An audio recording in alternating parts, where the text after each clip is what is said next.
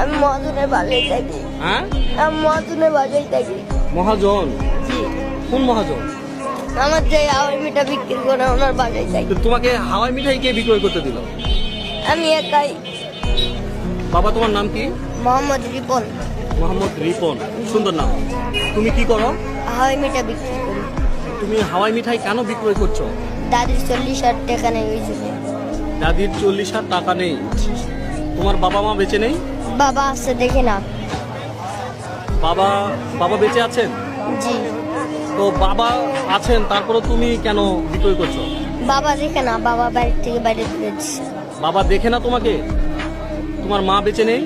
মা অন্য জাত বিয়ে হয়েছে। ও, অন্য জায়গায় বিয়ে হয়েছে। তো তোমার বাবা মা কেউই তোমাকে দেখছে না এখনো? জি না।